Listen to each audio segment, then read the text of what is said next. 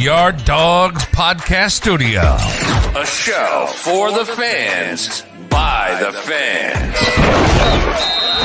Talking all things Cleveland Browns. From our mic to your ears. With your hosts, Jason Hand, Mikey P, and Ian Cold Train Coldiron. Are you ready for some football? We're ready for some football, baby.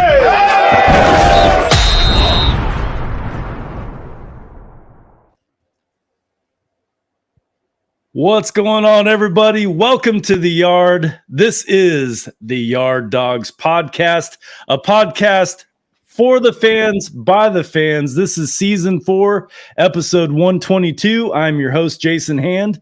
The Yard Dawgs Podcast is brought to you by Network 216. To check out all of our Ohio sports content, subscribe to our Network 216 YouTube channel. And gentlemen, we're looking kind of like the Brady Bunch here, but we only got 4 of us instead of 8, but that's good. Joining me right now is my co-host, my partners in crime, Mikey P, to my right, to your left, however you're looking at this, and right below me is Cold Train and our special guest, Brojo Deathpunch. Gentlemen, how are we doing tonight? Fantastic. Groovy. Very good, very good. Everybody have a great Easter weekend. I know I did.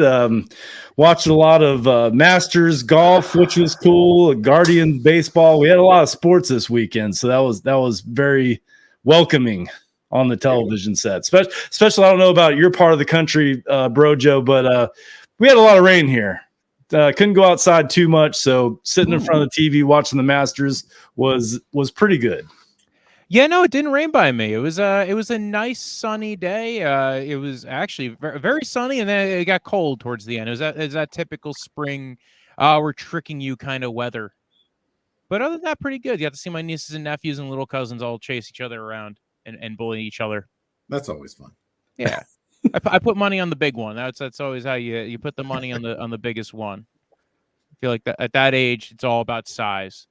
Yeah, my daughter's living her best life this week. My 6-year-old. She's officially 6 today, so happy birthday to Gwen. She's not watching. Happy birthday. She's in the other room watching, playing Roblox or something probably. But Easter in the same, Easter and then your birthday 2 days later, like it's just like gift card galore. Right? What you gonna buy with all that? I feel like invest it. She's already spending it. Stuffed animal stock. Atta girl. I love it. Well, welcome to the Yard Dawgs Podcast. I see we have some comments rolling in from YouTube. Mitchell is checking us out. If you're watching us from Facebook, Twitter, YouTube, wherever you might be watching this show, welcome to the Yard Dawgs Podcast. Walter, this is your 3rd time on the show. The first time it was before the Yard Dawgs Pod. It was the Browns Huddle podcast. You were a guest on that show, and now with Mikey P and myself, you were a guest on the Yard Dawgs Pod, and then that was last year, and then this year, around the same time, maybe a year and a couple weeks later, you're on the show again. So it's good to have you back, bud. Yeah, it's always great to be back. I always enjoy hopping on, talk about the off season, all the fun stuff, the signings, of which the Browns have had many. So it's kind of been a fun like that. Yeah, Andrew Berry's been busy signing the checkbook on behalf of Jimmy Haslam, and it's kind of been entertaining for this off season. Yes, and we will get into all of that this show. I want to start with this topic, Mikey P. Coltrane. We talked about this a couple weeks ago with Ken Carman, and that was OBJ. He was rumored to sign with many teams this offseason, and he decided a couple days ago. I thought it was like a April Fool's joke or something. I really wasn't believing what I was reading, but he signs with the Baltimore Ravens. What are your thoughts on that? Walter, Brojo, I'll start with you. OBJ to the Ravens, does that mean Lamar Jackson is back? What does this mean for the Baltimore Ravens? I would assume so, because it sounded like they even posted his their conversation. They posted a picture of them talking to each other on FaceTime. So I imagine OBJ wasn't going to sign there without Lamar. And I think this is a way to entice Lamar to maybe play on the franchise tag, to give it one more go without having to go through a whole extension process. It's kind of weird to give a guy that much money who's, coming off a major injury, but the Baltimore Ravens wide receiver is not really their strong suit right now. So I figure that's kind of not the worst maneuver for them. They did push a lot of money out into the future with that contract, like almost $10 million of it's out until next year if Odell doesn't sign. So it's going to be a big cap hit for them, but it feels like, hey, we're going to kick this can down the road, bring in, a guy who does have some upside, who's had a year to heal up. And if, they get some progress from Rashad Bateman, their first-round wide receiver from a couple years ago, I guess it could work out for them. Just felt like a lot of money to give to a guy who hasn't played much the last 3 years. Yeah, MC Lawrence just commented 15 million. That's what he's guaranteed, like guaranteed money for OBJ, 15 million. He's got like $3 million in incentives. So, he's going to be making upwards of $18 million. Coltrane, we talked about this, with Lamar Jackson. I think we all agreed we would like to see him out of the AFC North. Doesn't look like it's going to happen, man. What are your thoughts on that? Yeah, I'm a little bit depressed. I think I spoke a little bit too soon on the show last week with a lot of Browns fans that I celebrated a little bit too early. I do believe that it was a money move. It was the only move the Ravens could make, to be honest with you. So they were going to give Odell whatever he wanted. They know their boys. It was a tactic to try to lure Lamar back. Unfortunately, by them in the club, and they had to, welcome Lamar and Odell at the club. They're, bashing it up, getting drinks together. Doesn't look good for the AFC North fans, boys. I think Lamar is staying put. This is the move that they wanted. This is the move that I think that's why they've been arrogant. They've been kind of, standoffish, like we got our guy. And unfortunately, as an AFC North fan, a diehard Browns fan, God, I really wanted to see, I was telling my wife, couldn't we just have 1 year where they got a couple of mid QBs in the division? Is that ever going to happen for us? But like I said, I'll leave it with this, boys. The Lamar move is definitely, or the Odell move is definitely going to keep Lamar there. That's exactly what Lamar will want. Now, I don't know if it's going to be playing on that shitty, 1 year contract or whatever they give him, that whatever they call that, or if it's actually going to be an extension. But I think he sees the field, and Odell, but I'll be honest with you, I'll end with this. I'm not afraid of Odell, man. I don't think everyone always shows the highlights of that guy from the Giants days and that one-handed catch. He's not that player anymore. So at the end of the day, if you're a Browns fan, you're really shaking your boot. Now, am I shaking in my boots from Lamar? Yeah, but Odell, not so much. So let's see what he can do. Let's see a 1,000-yard season and a 10 TD year before I go getting scared of Odell. You know what I mean? Hear you loud and clear on that. Mikey, we saw Odell at the owners meeting show up, and the first guy he saw was Kevin Stefanski. But the other part of the story was during that owners meeting, we saw Lamar Jackson throw out that tweet that sent shockwaves through the internet, and he's looking for a trade. Do you think that was coincidental that OBJ shows up at the owners meeting and that tweet is basically sent off around the same time? I mean, do you think OBJ met with DaCosta and John Harbaugh and said, "Don't worry, guys"? What do you think went on there? Anymore, I don't think anything is done without planning and purpose. In any social media or a tweet comes out, especially when it involves Odell Beckham. The interesting thing I want to see is Marlon Humphrey and Odell Beckham have pure hate in their heart for each other. Where Marlon Humphrey referred to him as a woman, as a female before on Twitter. He kept saying she wasn't there. He called him she several times. Marlon Humphrey has also thrown Lamar under the bus this offseason in a tweet. I'd like to see what's that locker room going to be like with OBJ and Marlon Humphrey? Because remember, Marlon Humphrey also tried to choke the life out of OBJ on the field a couple years ago too. Also, so there's some blood there that probably has to be put to bed, or maybe now Marlon Humphrey is like, I'm not playing with this guy. Trade me. You never know. Well, we'll have to stay tuned on that. My feeling is I've felt this for a while. I thought, Lamar Jackson is going to stay in Baltimore. I, when they put the non-exclusive tag on him, that was just a sign to me that, the Baltimore Ravens, that was their way of telling them, all right, go see what you're worth, because they always had a chance to match it. I don't ever think they had any intention of him walking out of the building. Is there still a slim chance? Yeah, but I don't know. With this OBJ signing, I think Lamar Jackson's back in Baltimore. So we'll be facing him for years to come. Brojo, I'm going to get back to you. Let's get to our wide receivers now. We just talked about OBJ. We had some unfortunate news last week. I think it was last week. It was Michael Woods during a workout with Deshaun Watson ruptures his Achilles tendon. We just talked about on the show. We talked about the Browns wide receiver room. We had guys on the roster that we thought were locks. We had a couple bubble players. Michael Woods was one of the guys we thought would make this roster. What do you think this does to the wide receiver room for the Browns? I mean, we have a lot of receivers on the roster, but not all of them can make it. What are your thoughts on where the Browns go from here? Well, so you look at like the rest of the guys there. You have Amari Cooper. They just traded for Elijah Moore. You got Donovan Peoples-Jones. We know those three kind of pretty safe because they didn't trade for Elijah Moore to cut them. So the rest of it is kind of, who fills out 5, 6, 4, 5, and 6. Bell's only a year into his rookie deal. I think maybe they want to see some step forward from him.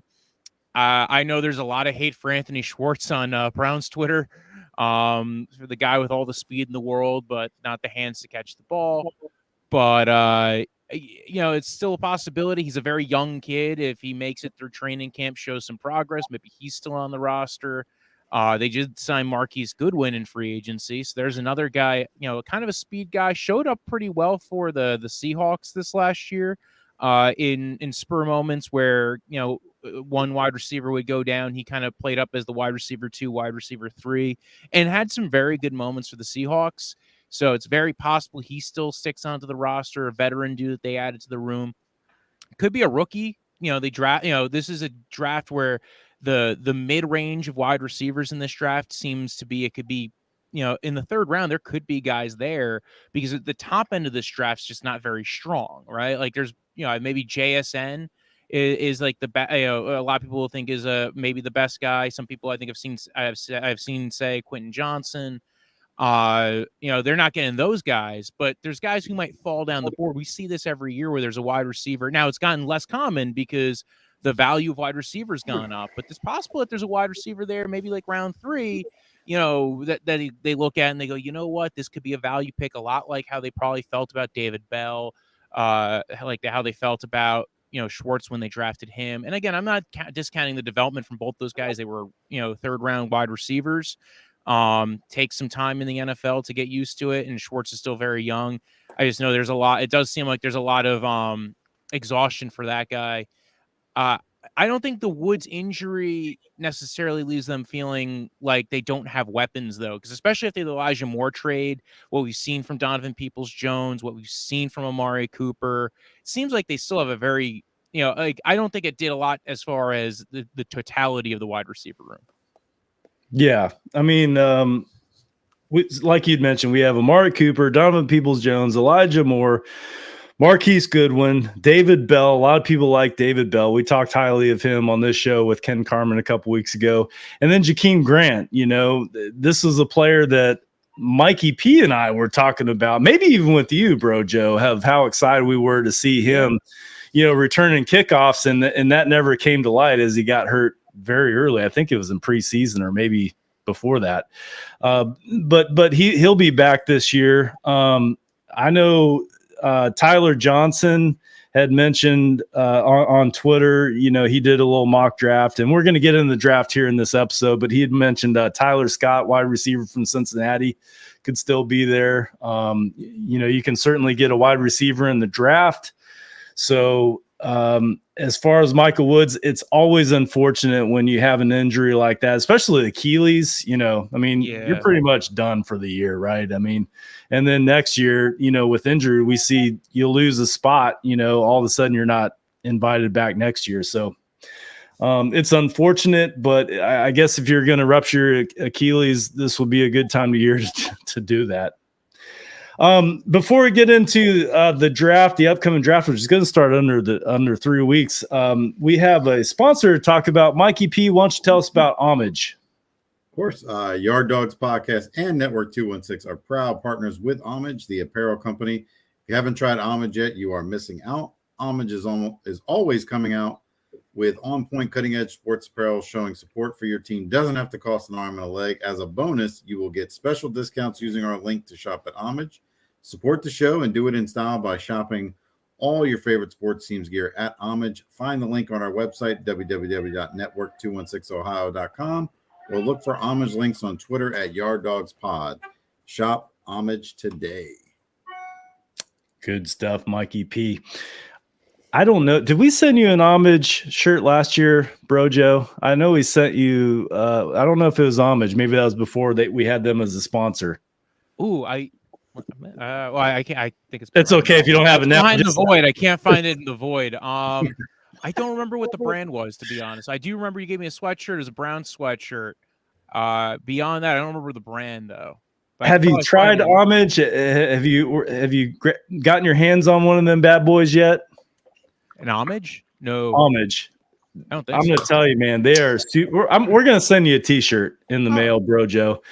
Because you're a friend of the show, you're a 3-time returning guest, and we definitely appreciate your time.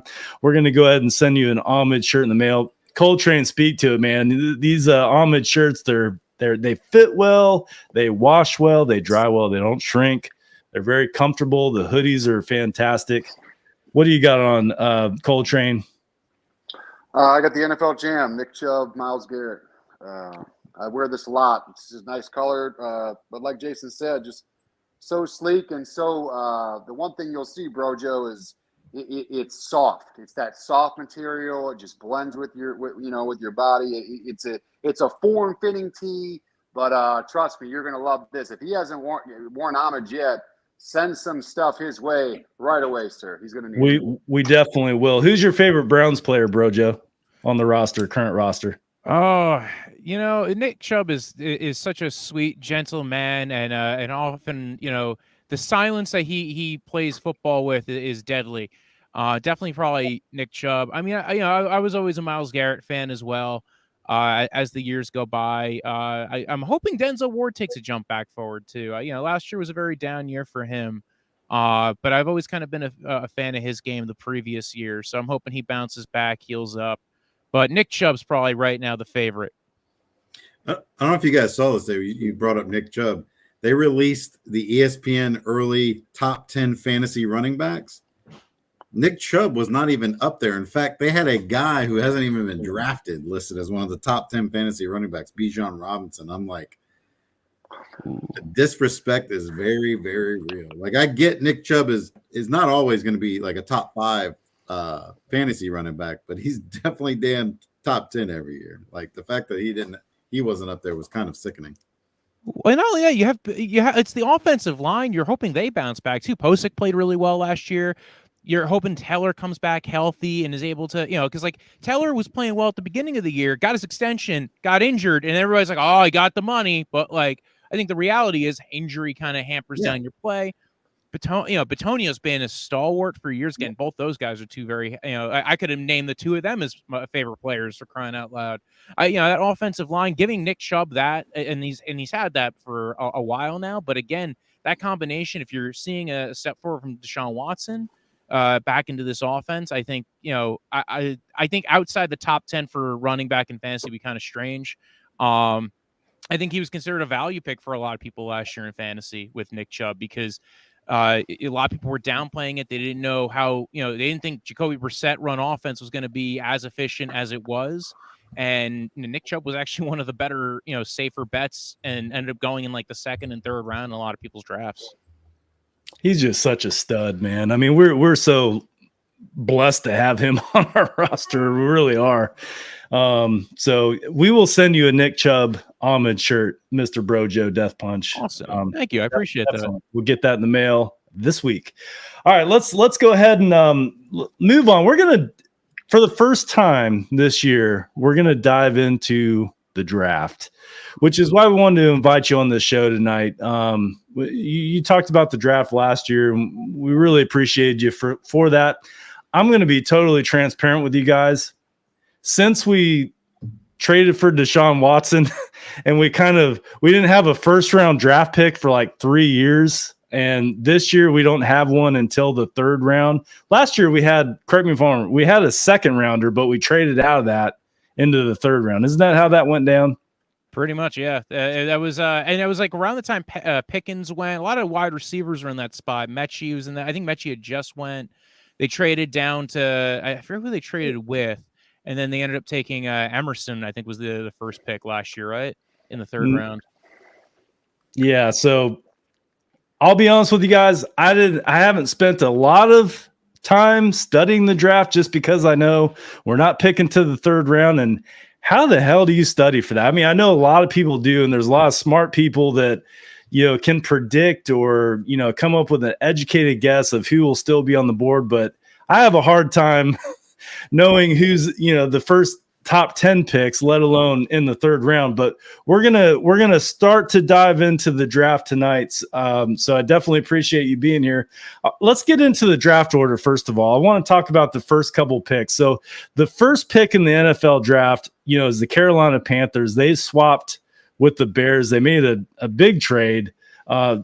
I think it was like a month ago, maybe over a month ago. They did that early. But the Carolina Panthers have the first pick, the Houston Texans second, the Cardinals third, the Colts fourth, the Seahawks, Detroit Lions, Raiders, Falcons, the Bears, and the Eagles are at 10. So my question to you guys are, and I'll start with our special guest tonight, the Carolina Panthers, what do you think that they do there? Obviously, you don't trade up to draft anything but a quarterback. They're going to take a quarterback, but if you look at different mock drafts, it's not all the same name, right? So I'm just curious about your opinion. Who do you think the Carolina Panthers will pick at number one? Yeah, it's super strange because initially the rumor was CJ Stroud. Everybody fell in love with Josh McCown's video on YouTube where he's sitting there falling in love with CJ Stroud. So then all the numbers went crazy. Clearly he loves CJ Stroud, but Bryce Young was considered the number one guy for most people going into this offseason, but he has a size issue. He's not big. He's a tiny quarterback. He's not just that he's short, it's that he's kind of thin, is kind of slight, probably plays at 190, which again, a quarterback who's playing at sub 200 pounds, I think a lot of people are a little worried about that. You get hit. Even Kyler Murray, he's 5'7", but he's 210, 220. He's a thick, 5'7", 5'8". I know he says he's 5'9", but he's that guy who yeah, I'm 5'9", but we know where you're lying on your Tinder profile there, Kyler. But Bryce Young, you get 2 inches. What's up? I said you always add 2 inches. Yeah, you always add 2 inches on the Tinder profile. That's the trick, or sometimes 3. It depends on how short you are. It's fine. They'll find out. You get lifts or whatever. You got to win with the personality. That's how you win in the dating game. No one really cares about where are we going with this. Why do you keep on going up with the height? By the way, I would know nothing about that because since I've been in the dating world, they didn't have apps like that. You had to do it the old-fashioned way and go to a bar and pick up on chicks there. Dude, not for nothing. That's still a good, safe, old way of doing it. That's how you get that way. I almost went to a radar joke. Let's go past this. I don't know what your ratings are now that you guys have sponsors. I don't want to ruin anything. You're fine. I don't want to you got a write up from what do you say, homage. They don't want them being guys can't have that guy back on anymore. He says dirty jokes. But I was saying before, Bryce Young, not the biggest guy in the world, but he's an impressive thrower of the ball. Good at extending plays, kind of has a very similar to Russell Wilson-esque kind of play style.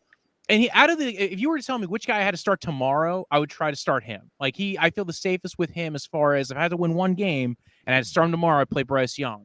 But I don't know if that's how you really draft in the NFL. There's 2 other guys who I think a lot of people might feel very much in love with. Anthony Richardson, who's got the athletic phenom, is an athletic phenom. I actually feel very safe with him long term because he's got the athleticism. He's got the Justin Fields-esque kind of thing going on here. And if you're trading up to number 1, and you're trying to win the Super Bowl, you kind of want to win the Super Bowl knowing that you can like hit the ball out of the park with a Josh Allen, and not everybody's trading up for a double. Even though the NFC not a conference that really requires home run hitting like the AFC does right now. If you look at the guys who make it into the NFC, divisional rounds, it's always guys like Daniel Jones and Nick Mullins is. So they might be able to get away with hitting a double, but you just look at what Anthony Richardson can do with the size and the build, and just like we've seen Cam Newton be successful in the NFL. The Ravens with Lamar Jackson. You have a guy with that level of athleticism, so it's very possible they trade up for that. But I don't. Now there's a lot of talk that Richardson might fall. I don't know how everybody views Richardson. I would feel very safe just knowing his athletic profile, and also like of the tape I've watched, I think he's the one I watched the most because I was the most curious by him. And I think there is a quarterback in there somewhere that can really be dynamic and not just running the ball, but throwing the ball as well. But when I look at, CJ Stroud, he's kind of the, if you look at that Georgia game this year, I think that's what sold a lot of people that he could be a franchise quarterback. And I think that was why a lot of people were sold on him possibly going number one. As far as who I think out of those three, I know there's a lot of Will Levis hate out there. I think Will Levis could have been also the pick, but I don't think that's why they trade up to one, because I think Will Levis is probably going to go third or fourth in as far as the QBs go. But the other three guys, I think there's arguments for why they should be one. I think I would maybe kind of lean towards Richardson just for the the excitement element to it. Like, oh, this could be crazy. Let's do crazy things. We're going to, it's our jobs anyway. We're getting paid millions. We might as well do crazy. So I could easily see that being the element behind Richardson. I think they probably go Stroud or Young. And if they go Young, I think it's possible we see the Texans don't go quarterback. So my leaning right now is that I think they would go Young. I honestly do think they'll go Bryce Young as of right now. I know it's kind of shifted over the last couple of weeks. I think you look at what they have around on that team. They no longer have DJ Moore. They got DJ Chark. They traded DJs. I think that helped cut down the price of having to trade up to number one. And now you have guys like DJ Chark. You have Adam Thielen in the room. You even have Dalton to help kind of coach up the guys. So I'm kind of leading towards Bryce Young, but I could easily see the other two guys being number one. Yeah, I think the interesting thought here on the Carolina Panthers is the fact that they traded up to the number one position. Like, they didn't earn that position, right? Last year with their record. The Chicago Bears did.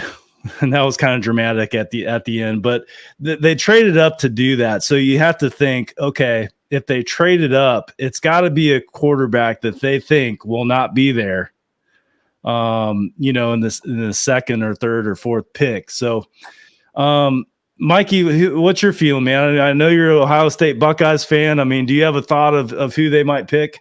I mean, quarterback rankings, like, I am very worried about guys like Will Levis and Anthony Richardson, because I've seen them have some abysmal games against not so great opponents. Like, wasn't like Will Levis's bad games were against he had some bad games against like Missouri, and Anthony Richardson had bad games against some bad SEC. Not like he's playing Alabama and having a bad game.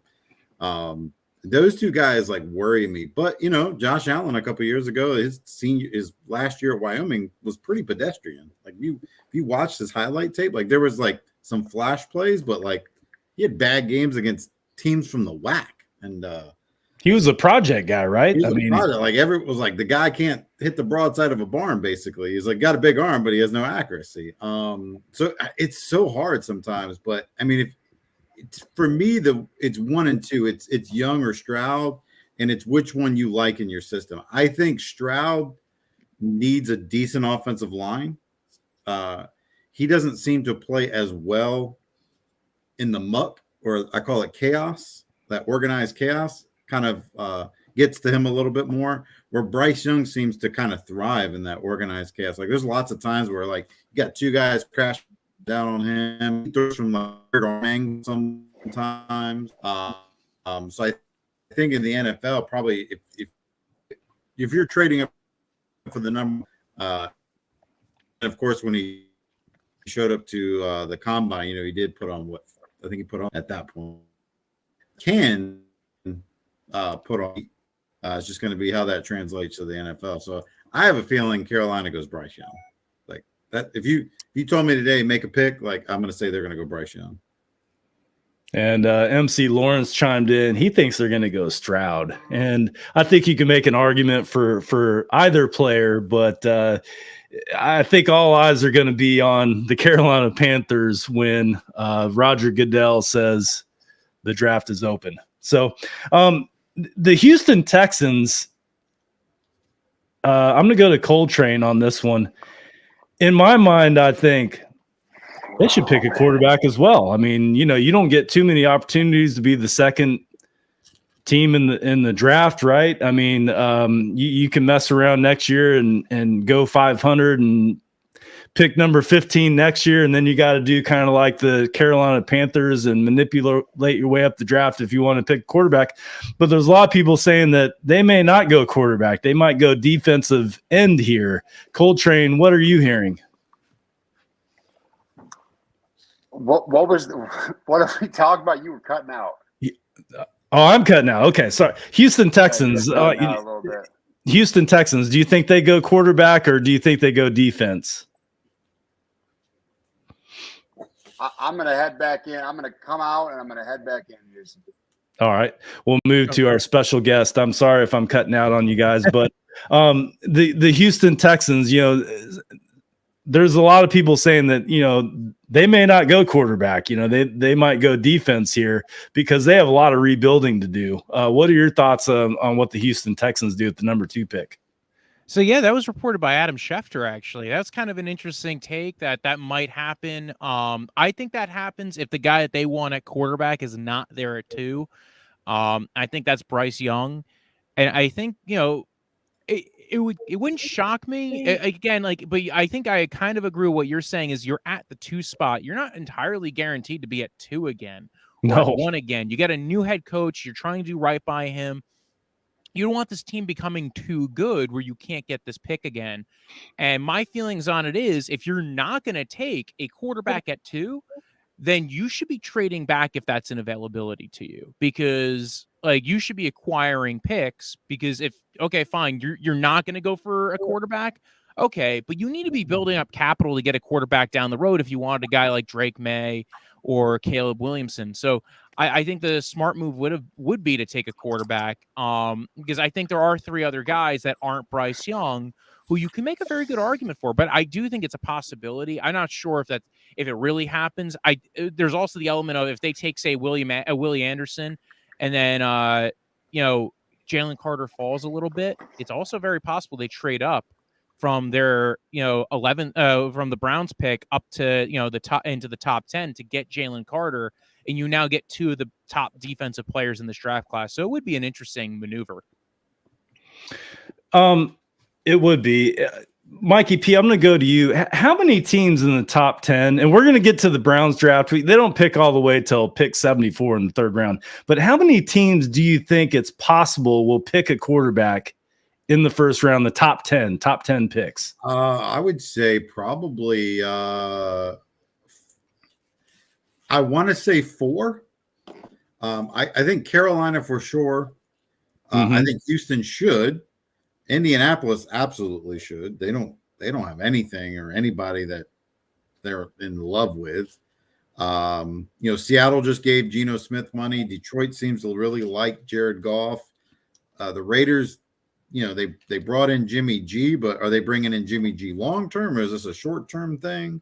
I've heard rumblings that McDaniels really likes CJ Stroud, so maybe you could see the Raiders in play to trade up and they can basically stash Stroud on the bench for a year, let him sit and watch, and then they let Jimmy G play. Is Atlanta really sold on Desmond Ridder? I mean, did he show anything last year that said he played, but there was no glimpses or anything like that. I've heard rumblings of Tennessee trying to trade up into the top 10 to get a pick. Like they do not look like Malik Willis apparently at all. That train has sailed pretty quickly. So, Tannehill's on, at the end of his time there. Obviously, the Bears love Fields and the Eagles don't need a quarterback. So, I mean, you never know. Like, you could potentially have four teams looking to get a quarterback. And you got 4 quarterbacks that are projected first round talent. So, it depends on how their boards look. Because you know what? You're going to have someone's board where Richardson's their number one guy. And you're going to have somebody that's got Stroud as their number one guy. It just depends on what they value. Yeah. You can't miss. We've missed on QBs in the first round. I saw a tweet today that said it had a list of all 32 teams' biggest draft busts in the first round, and of course, the Browns had Johnny Manziel as their biggest draft bust ever. But is he? If you think about where he was picked, like if you look at it. Quarterbacks that are picked very late in the first round tend to bust out. Like they don't do well historically. It's not like Johnny Manziel was a top 5 pick. He was picked at 22.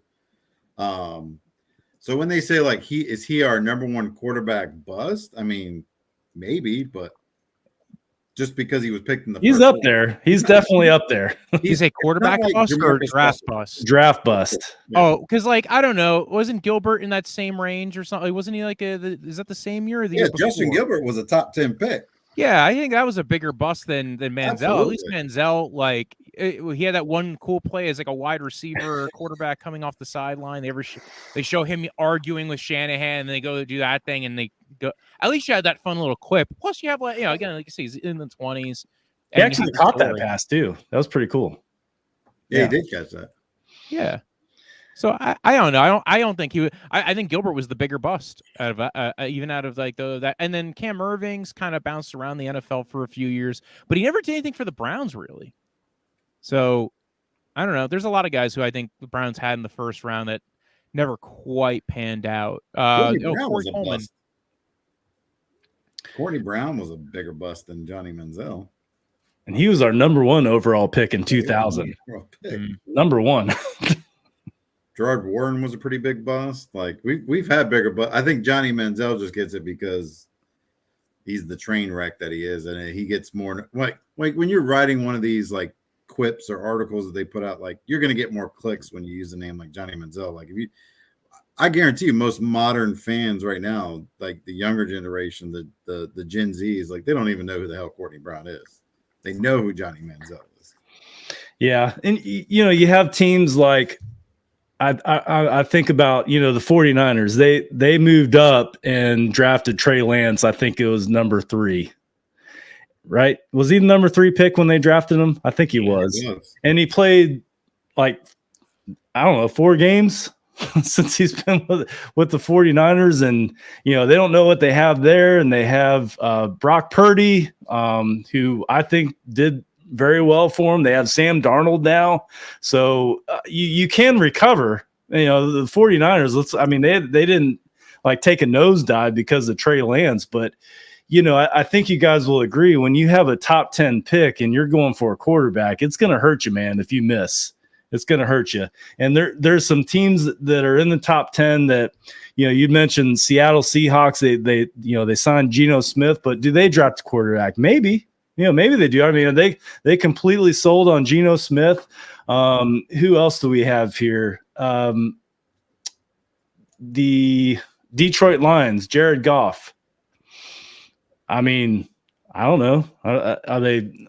I personally think I think they're gonna draft weapons for him. I think he did well last year. He's got a couple years remaining on his contract. The Detroit Lions are.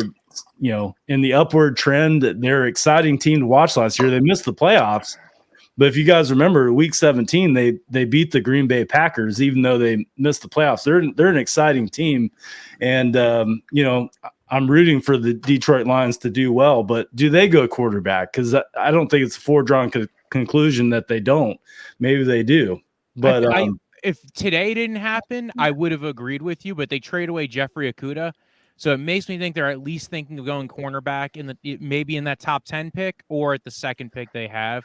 But I kind of would have agreed with you a day ago that I'm like, oh, couldn't they easily go for a guy like Levis or Richardson, have them sit for a bit and then kind of play, and then when, next year you get to see Goff move on, you have 2 years of Goff under contract, but you could also maybe trade Goff. You don't know how often you're going to be in the top 10. This is why I think both those teams do make sense. But I also think with the Lions, them moving on from Okudah makes me think they are leaning towards corner with one of those top 2 picks. It's a good corner class, so they could maybe go with the second pick, but wouldn't be shocked either. Yeah. That's what's exciting. If you read the tea leaves, sometimes you get little, it's like a piece of a puzzle. You get little hints on what teams might do. So it's exciting. It's less than 3 weeks away. The draft is happening. If Detroit had a top half of the league type defense last year, they win the NFC North easily. Like they would have won that division. Their defense was their biggest issue. Scoring points and moving the ball, they were one of the most efficient teams I saw on the field, running the ball, moving the ball down the field. They didn't turn the ball over a lot.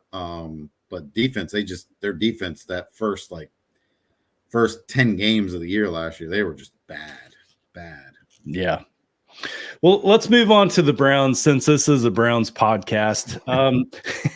Let's move on to the Browns. Round 3. So we have 2 picks in the third round. We have pick 74, pick 98. Of course, pick 74 came from a trade with Elijah Moore. We basically traded down. How many spots was it?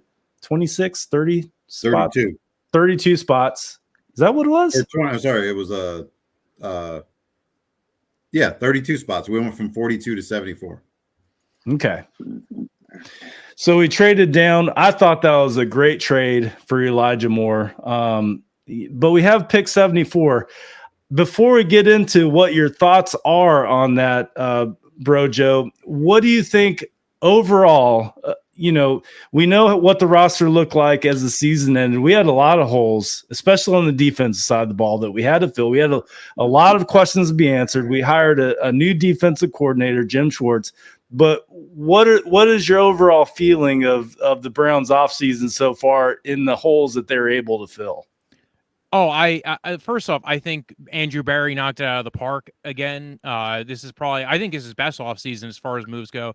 I mean, the issue right now is edge across from Myles Garrett, because I do think Ogbonnia Okoronkwo is a good signing, but he's not when they had Clowney last year, I feel like if they had Dalvin Tomlinson and Clowney at the same time, you look at that D line, you're like, oh, that's a very good D line with Clowney and Tomlinson and Garrett. But right now, Ogbonnia Okoronkwo is kind of more of DN3, what you would want on a really good roster. And he, you're going to be playing him probably as the starter across from Garrett, which I don't think he'll be bad. Like he had, he played really well last year, so he's kind of earned that. He has not a huge size contract. I thought Tomlinson was a good signing. So now you're kind of fixing that D-line room. That interior D-line was such a problem at so many points last year. They were getting run over, especially when they lost all the linebackers to injury. So, with Walker and then everybody kind of dropping like flies, because what they were trying to do is they were trying to cheat it. They were trying to, okay, we'll have the linebackers be more, involved in the run stopping, and it just didn't really work out for them, especially as guys got injured. So I think they did a good job. They brought back Anthony Walker. They brought back Seon Takitaki, who favorite named player on the whole team. I mean, I was still, thinking back to that playoff game where he got the interception against Roethlisberger, and I was shouting his name 20,000 times over. So, you look at that, they got the linebacking core back, and I think the linebacking core, strangely enough, I remember years ago, we would be like, oh, they don't have good linebackers. I think the linebacking core is actually pretty good right now. The D-line, they've kind of stepped up. They brought in Mo Hurst. They brought in Tristan Hill. I think both those guys were good upside signings. You couldn't just leave it at Dalvin Tomlinson. You couldn't just leave it at the young guys they have in the building, with Jordan Elliott kind of like getting towards the end of his rookie contract, where he, you're kind of at this point, he hasn't shown to be anything. You're hoping you see a couple of steps forward from any of the younger dudes. But that D line, I think, I think that was the big problem. It looks like they took a step forward with it. I don't think you're going to be able to address edge across from Myles Garrett in this draft, at least not like that. Not to the way of like you had when you had Clowney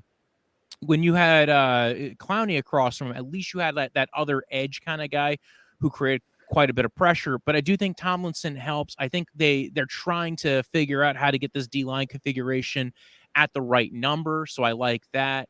And then you look at and I think that was a big issue last year. Now you look at going into wide receiving room. I think trading for Elijah Moore was a great move. You get him for 2 more years on his contract. He looked really good as a rookie. Clearly there were some issues with the Jets, which like it's the Jets. So it's not like something you really put too much thought into. They clearly wanted a top 50 pick because they're probably trading one of their top 50 picks for Aaron Rodgers. And so they probably wanted a good player in this draft because Joe Douglas has been pretty good in the top 50 minus quarterbacks. So overall, I think they did a really good job, and they brought in Goodwin. Got another guy who can kind of stretch the field, catch the ball. They brought in Akins from the Texans. Again, they've kind of always been in love with the tight ends. So there's a tight end issue. Stefanski loves the tight end. We all know it. It's his fetish. That's what he's into. Running a lot of 12 personnel when he can, and Akins is a good guy for him to bring in because he's got familiarity with Watson, and you got to get stuff to work with Watson. I think there's 2 things that could be a big deal here. If the defense still continues to falter, which I don't think it will because Emerson played well, I think they're going to see a step forward from Newsome. The question's going to be, can Ward bounce back to what earned him a huge contract? And if not, then I think they're going to have some headaches. Juan Thornhill I thought was a great signing, and listen, you know what? Cheaper than what they were paying John Johnson III. So, and John Johnson III just kind of seemed to be kind of like a locker room knucklehead a little bit, kind of seemed to be a little bit of a problem there. So maybe you get a guy like Juan Thornhill who's been on a winning team, helps bring that team together. Overall, I thought, the offseason was knocked out of the park as well as you could given contract, money and contract issues, because you still you're playing this game within the confines of the salary cap and what money you can throw around. I think they did a good job. I think that a lot of what they're going to have to do is try to find the right value pick at what they can. Maybe slot corner is still a concern because they still have, that was the one thing I thought was interesting. When they got rid of Troy Hill last year, that was a guy who was an important piece of their defense the year prior. They had a lot of turnover even last year, and when they did that, it kind of seems like this year you saw a lot of those issues. Troy Hill was a really good tackling slot corner. That was a huge problem this year. And like Newsome's a great cornerback, but you drafted him in the first round to play slot corner, which is not kind of like what most teams do. Now the Browns are always kind of forward thinking, but overall, I think they did a really good job. It's going to come down to, can they get Watson to work in this offense, and is the leadership issues on defense fixed by bringing in Jim Schwartz? Because there was a lot of guys getting punished on the defensive side of the ball. One of the things I loved about what Jim Schwartz said, and obviously there's a lot to prove this year. This is the offseason right now, and we haven't even seen this defense on the field yet. But one of the things I loved what Jim Schwartz said, he said, it's not that we're not going to make a mistake, but we're not going to continue to make the same mistake. And now Coltrane, how many times we sat on the show, man, last year, and we were just frustrated because we kept seeing the same mistakes over and over and over again. It just wasn't getting fixed, and players were getting confused. The opposing offense was making huge chunk plays, and we saw the defensive players just kind of looking at each other, doing the blame game. How many times we saw that last year, man? And what are your thoughts, Coltrane? I mean, the way this defense, I think a lot of holes were filled this year, but what are your thoughts of what we've done overall to fix this defense? I mean, I agree with him. Basically, the defense looks to be, set in motion. You got your veterans now. You got everybody in the right spots. As far as draft goes, I still think they'll add a rusher or a D tackle, possibly a linebacker. I like any of those 3 positions at that first pick. I know a lot of people are saying wide receiver. Why? I mean, even with Woods going down, I agree with what Brojo was saying in the beginning of the show. Like, our wide receiver room's stacked. You're even, you can get a wide receiver later if you so please. But I would love them to boost that D just a tad more. I'm happy with what they've done. I agree with Brojo. it's an A+ for sure for me. But I just still need like those top 2 positions at their draft. I need defense, man. I don't know about you guys. I'm a defensive, like we all know it, dude. Why do you think Pittsburgh's been, a decent team the last few years? Yeah, they're not a playoff team, but their defense holds them together. We've never had that Browns defense where we were just, excited to see them play. And just, I do feel like Jim Schwartz is that guy to get us there. So like I said, I need those first 2 picks greedily. My opinion only, obviously. I want them on defense. Hell, they might even get some safety depth. I don't know what they're thinking at that pick. I think that's what they wanted this draft to be, which would supposedly be what a fan's dream would be, but it never goes out that way. Any best position available, that would be a nice little, addition to the Browns, or a treasure to have as Browns fans, to just draft whoever the best guy on the board is. How amazing would that be for a team? So truly, when you get in those, not till like the 5th or 6th round, like maybe that 3rd and 4th, they make some magic happen. But I'm excited, man. I like what they did in the offseason.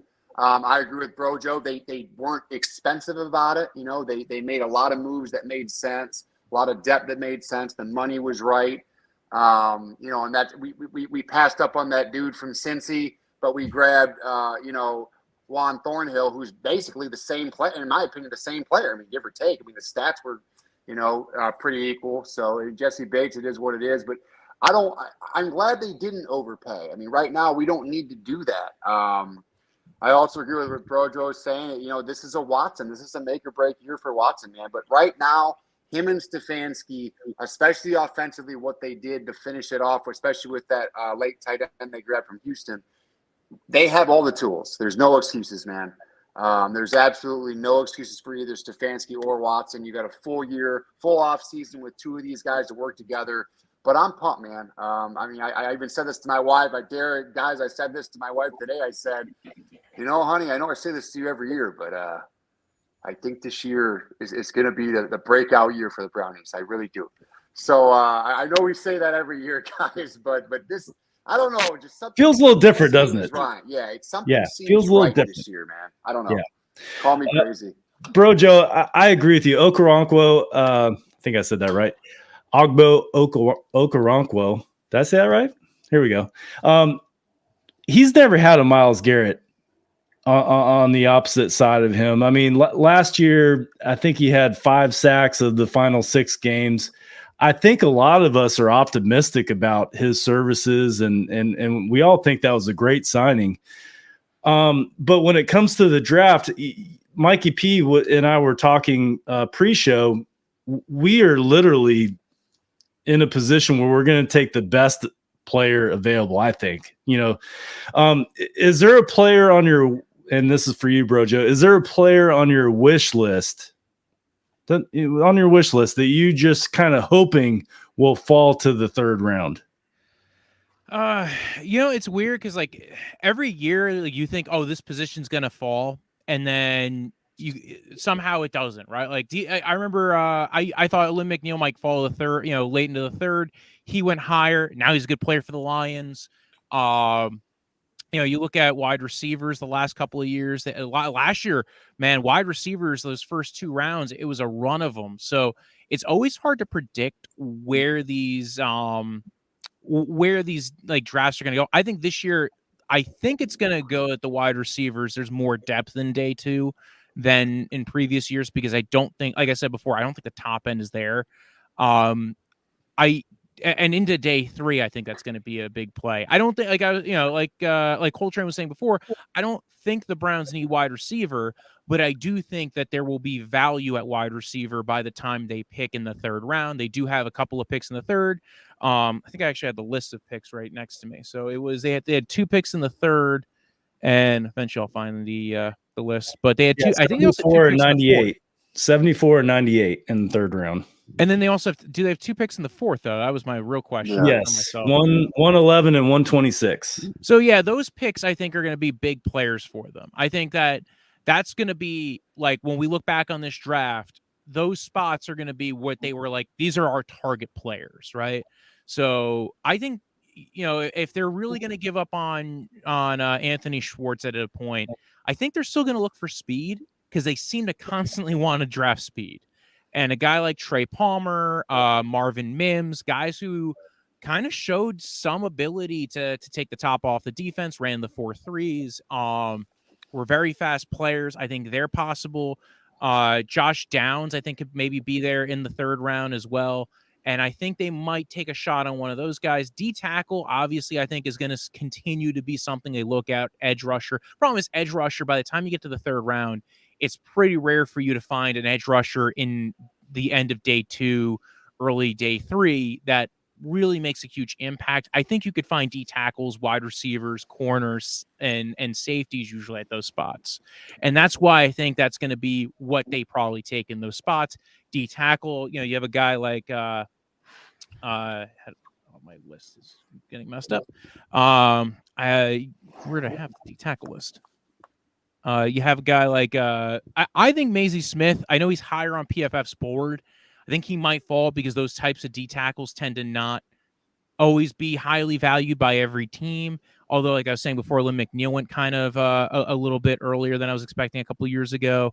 Keanu Benton, Siaki Ika, but he's a little bit older. He doesn't really fit into their age range. They have drafted guys who are in the 22 range, but remember, the Browns have those certain age guardrails that they really don't like drafting guys anywhere past 22 at a certain point. They don't like drafting guys who are in their 23. Like, once you hit 23, they're like, you're old. Get out of here, buddy.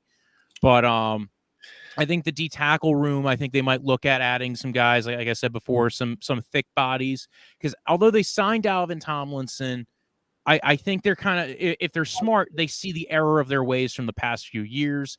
They understand that Schwartz's defense likes having a nice rotation of defensive linemen that can, maintain gap responsibilities, attack, and again, get up and get into the quarterback's face. So I think safety is going to be another one. You look at that safety room, Juan Thornhill and Delpit, and that's kind of, where you kind of land on the depth of the safety room is very bland. So I think safety is going to be a big one. But I'm very curious to see what safety they even value in this draft, because we were hearing a lot of talk earlier this offseason that safety was considered a high value. There was a lot of depth in this class for safety. And I think it's safety as a role player, not safety as in a lot of star talent at safety. I think the only star talent at safety is really Brian Branch.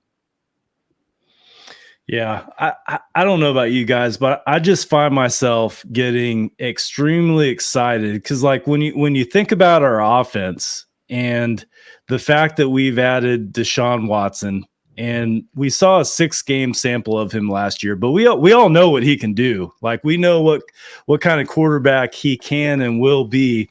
And when you think about our wide receiver room, that there's a lot of talent in that room. And Brojo, you talked about our tight ends. We've got some great tight ends, and our running back room. Like, when you think about our offense and how dynamic that they can be when they put it all together, and then you couple that with a quality defense. Now, we didn't see that last year. Last year, I was just looking up. The Browns were 25th in stopping the run last year. 25th.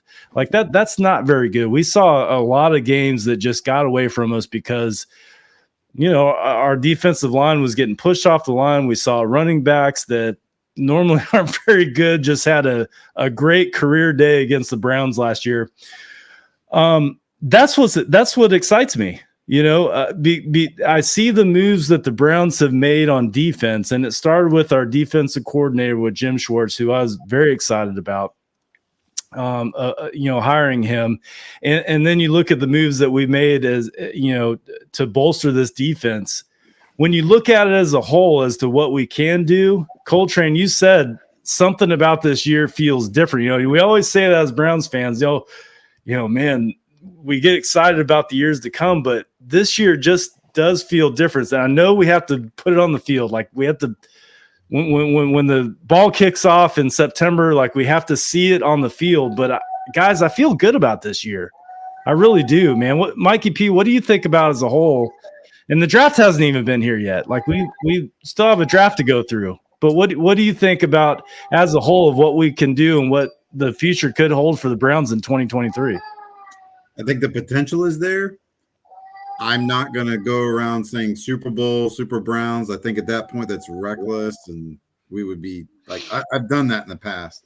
At this point, this is how I look at the Cleveland Browns. And I will do this every year, probably for a while. Show me on the field you can win games and do it consistently, and then I'll believe. Until then, I'm always going to look at it as kind of glass half empty. Like they've burnt me too many times at this point where it's like, stop talking, get off social media, don't want to hear about it. Like, show me on the field. Like, go out there, be bigger, better, be a bully of the AFC North. Stop being the bitch of the AFC North. Yeah, Coltrane, you said this a couple weeks ago, I think to Ken Carman actually, and I've thought about it many times, during my days. But you said for just once you want to see our quarterback go to our AFC North rivals and just kick the living crap out of them. And we haven't seen that yet as Browns fans. Like, we have not seen a Browns team go to the Baltimore Ravens, go to the Pittsburgh Steelers. We've seen it with the Bengals, right? For whatever reason, we have a great record against the Bengals as of late, even though I think we lost the last one. But we have not seen that yet. And I'm with you, Coltrane. I'm looking forward to seeing a Browns team that just goes into our AFC North rivals home and just dominates them. I think that's what we all wanted to see, man. I mean, honestly, these last 23 years we've been looking for a QB. It's something that we've yearned to see. Is that, and I guess I told you my opinion of that was very scorned, just because I told you me and my wife went to those AFC North rivals, and you should be able to do that and see a good game of football. And I do think I'm going to keep it short at least this time. I do think Watson can give us that, man. I think if anything, we're going to be entertained as Browns fans. We're going to be seeing stuff that we're going to be like, holy did he really just do that? That we've never seen before at a QB. Nathan Zagura said that based, pretty much a similar line, at one point in an interview. And he just said that he does stuff at training camp you've never seen him do as other QBs have done in Cleveland. So if anything, man, just get ready for a show. I'm just ready for a show, man. But I do understand Mikey's sentiment for sure, man. But I got my popcorn ready. I'm with you, Jason. I'm in the tub. I'm feeling loose, man. I feel like I need to do karaoke tonight with Brian over here. I mean, I'm feeling good about the Browns. Sorry, Mikey. I'm just you can't shake it. It's like that one photo. It's in our veins, man. I can't help myself. Every year it's like F them when they lose, but then this offseason is done and you start getting excited. Drafts around the corner. So yeah, man, I'm all in. I'm all in, Jason. Awesome. Well, Brojo, we have to begin to land this plane. Do you have any thoughts on the upcoming draft that maybe you didn't think about a half hour ago, but you just thought of? Like, what should we be looking for as the draft as it approaches in less than 3 weeks? Browns wise, there's not, like, again, that's the problem with the Browns right now is they don't have a pick till their third round. There's a lot that's going to happen in this draft that I think there's going to be like Hendon Hooker, a lot of talk about him going first round. Very curious to see if he goes in the first round, if maybe he gets in front of one of Richardson or Levis. But the thing I think mostly that I want to see is, Kwesi, right? Former Browns, associate, helped out in that front office. I think he was the assistant GM at one point. I'm not quite sure what his title was with the Browns. Now running the Vikings. I think there's a possibility he trades up to get a quarterback, and I'm thinking it might be Will Levis or Anthony Richardson. They're on the last year of Kirk Cousins' deal. I think they're realizing that it's becoming very hard to compete and having to pay Kirk this money every 2 years, like it's like some kind of big, credit card payment. And I think they realize there's a huge discount right now on the rookie wage scale for quarterbacks, right? You look at, if you draft a top 10 quarterback, you're paying them like $6-7 million a year. You get a guy like Anthony Richardson. Anthony Richardson might not be as good as Kirk Cousins, but he doesn't have to be as good as Kirk Cousins. He just has to be like $33 million cheaper, better than Kirk Cousins, which is 2 starting players. That's a lot. And then I think that's why we've seen the value of the rookie wage scale in the past. I think it might be better now than it's ever been if you can really take advantage of it. If you have the right mindset and you have the right offense you want to build around a guy like a CJ Stroud, a Bryce Young, a Will Levis, and Anthony Richardson, or next year with a couple of the guys who are coming in, there might be so much value in having that rookie wage scale quarterback contract that you're paying, $40 million less than the top quarterbacks. That's two really, really good players, or multiple, not really, but like multiple very good starters. So I think keep an eye out on the Vikings. And like we've heard the Titans as well. They're kind of in a similar boat with a little bit less of a contract with Tannehill. But I think both those teams are going to be big on trying to trade up to get a quarterback in this draft. All good stuff. Well, this is the point of our show where we like to give you a chance to give yourself a plug. Like, where can the listeners find you on social media? You can find me at Brojo Deathpunch. That's BROJO. Death is in the end of life. Punch, like a delicious drink you drink in the summer. I'm on Let's Talk Sports every Friday. Face Off and Face Mar every Thursday, talking sports. I'm also doing comedy videos right now with friends of mine called the Grizzly Guys Comedy Troupe.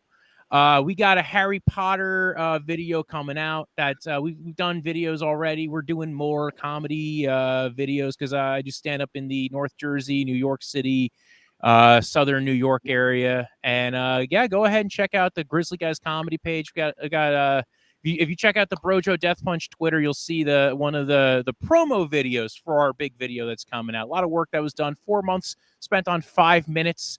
Talk about a lot of work for a lot of not a lot, but it's like whining and dining a woman for 4 months straight just to go ahead and get 5 months of pleasure, which I can't imagine anybody does. But yeah, check us out on that. Well, and awesome. Thanks for having me on. Absolutely, man. Every time you're on here, you just bring a wealth of knowledge, especially when it comes to the draft. He's a great follow on Twitter. If you're not following Brojo Deathpunch, look him up on Twitter. He's a great follow. He throws a lot of facts out there. So give him a follow. Also, thank you to our sponsors, Homage, Underdog Fantasy. BetStamp is our newest sponsor. Guys, especially if you live in Ohio, wagering is now legal. There's a lot of betting sites. It's hard to track different wagers across multiple sports books. Check out BetStamp. What they do is they organize and track all your bets across several sports books and show you the sports books that have the best odds. So if you're looking at the Eagles -10, another sports book might have them -9. Well, guess what? BetStamp tracks all of that. So download the BetStamp app by using, once you download it, use promo code network216. We definitely appreciate that. Also, if you're listening to us on YouTube and you look down and you're not subscribed, please hit that subscribe button. Our goal is to get to 2,000 subscribers. We're well on our way. We need, 500 more subscribers than we're there. So definitely appreciate all the support. The Barking Brown Show, check them out tomorrow night. It'll be their 100th episode. 100th. Very special. So Nick Carnes and Jacob Roach will be doing their 100th episode tomorrow night. So be sure to check them out. Gentlemen, any final thoughts? Coltrane, any final thoughts on the show tonight? Like I said, I'll continue my sentiment, man. Just get your popcorn ready. I don't think you all realize over there, man, it's going to be a show, bro. Finally get to watch a quarterback just do some things we haven't seen before. So get your popcorn ready, yo. And guys, this is all approaching fast. We all know that after the draft, man, it's just like full steam ahead. All of a sudden the schedule comes out and then mini camps, rookie mini camps, training camps, and season's here. So not that I'm wanting to wish spring and summer away, but it's just shall we try to do a Yard Dawgs trading camp, us three? Should we try to work that? I would love that. Yeah, I'm already going to be there for the Hall of Fame game. So, yeah, maybe we can work that out. We'll talk. Definitely talk. Mikey P, any final thoughts before you land this plane? I'm excited to have the draft coming up later this month, and we'll get the schedule out. I'm excited for the season, but like I said, I always go into it now with tempered expectations because then I can't be let down. Yes.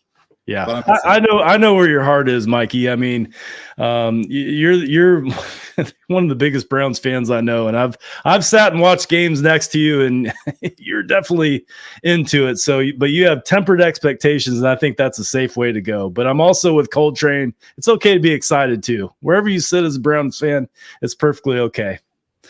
Well, I like to end all of our shows with the Go Browns. So we just lost Coltrane. We've been having some technical difficulties, but Brojo, Mikey P, if you'll join me on the count of 3, I like to end all of our podcasts with the Go Browns.